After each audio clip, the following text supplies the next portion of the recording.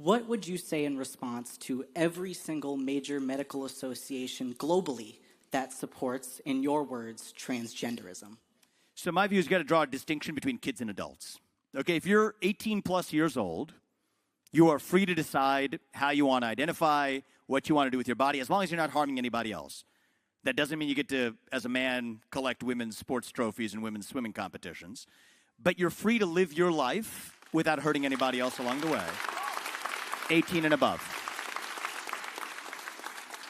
But kids are not the same as adults. And so for the same reason you can't get a tattoo before the age of 18 because you're making a permanent change to your body that you may later regret, I don't think you should be able to undergo gender-affirming care of a surgical or chemical variety, what I would call genital mutilation or chemical castration.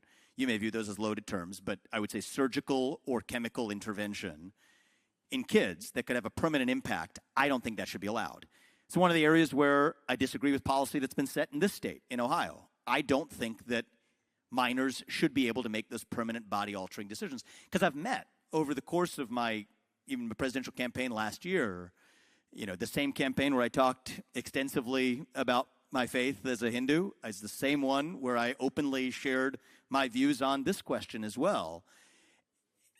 And I think it comes from a place of compassion, actually. I met two young women who, two of them had both their breasts cut off, one of them had her uterus removed, who are now in their late 20s who regret the decisions that they made, and they're never going to be the same.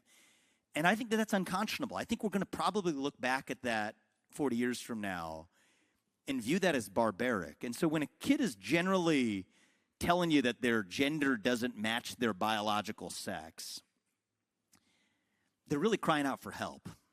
And I don't think the compassionate thing to do is to affirm their confusion. That's not compassion, that's cruelty.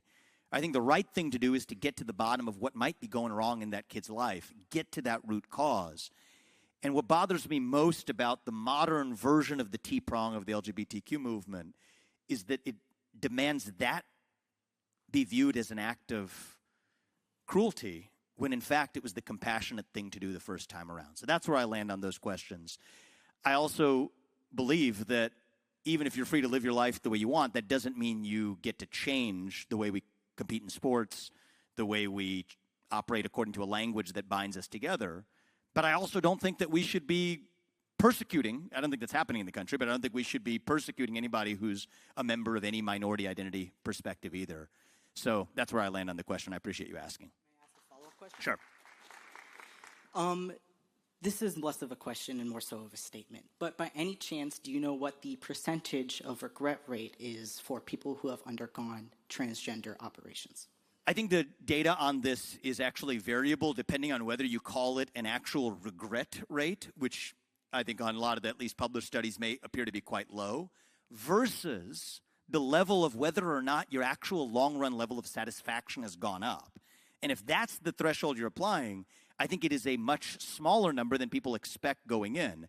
It's a minority of people that maximally increase their happiness having gone through it, when in fact there was probably something else going on that we're now leaving unaddressed by simply making a physical change to someone's body. Versus, let's just think about what prior waves of feminism had to say about this question.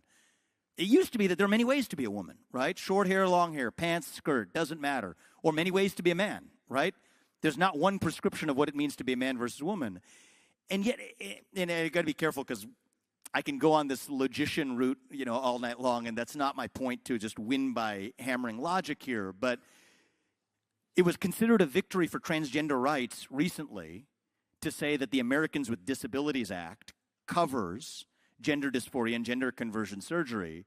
And yet, when I said it last year that transgenderism is a mental health condition, especially in kids, that was considered to be and widely dismissed and even censored on certain platforms as transphobic. Yet, when it comes to the Americans with Disabilities Act, we celebrate that as a victory for health insurance coverage of gender conversion surgery.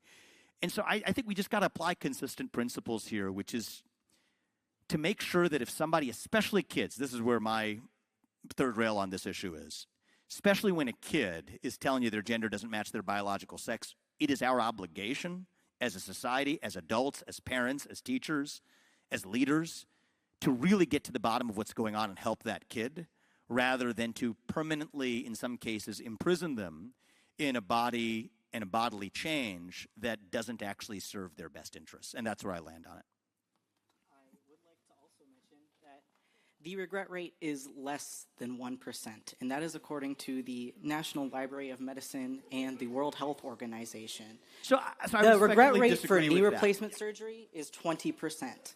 If we did every single major medical operation like we treated transgender operations, no one would get chemotherapy, no one could get knee replacement surgeries. If you threw out your hip, you would not be able to have any surgery for that. It is an extremely unfair comparison to make to say that these surgeries are not applicable to people who are under the age of 18 when it is proven that they save lives like they saved mine. Thank you.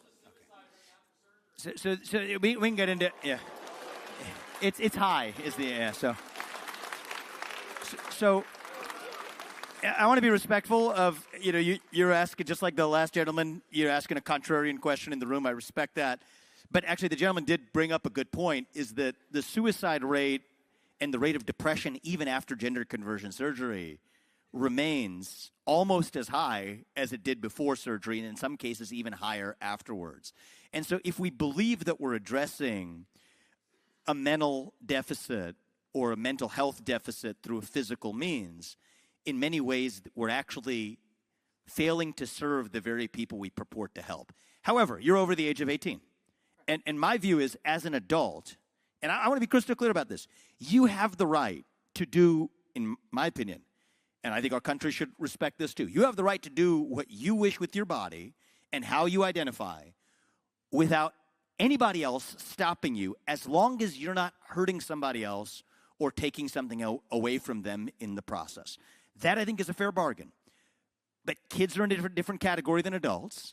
And part of the reason we see gender dysphoria going up amongst kids is that actually there's effectively an R-squared rate, the rate of spread of gender conversion or gender dysphoria is actually higher in a school in an instance where you've already had one instance of it that's been made public. So if that's really a condition of suffering, I don't think we should go out of our way to create more of it. But that's my opinion, and I think we should respect every individual and the choices they make as fully informed adults. That's also where I land. Thank you very much for your question. I appreciate it.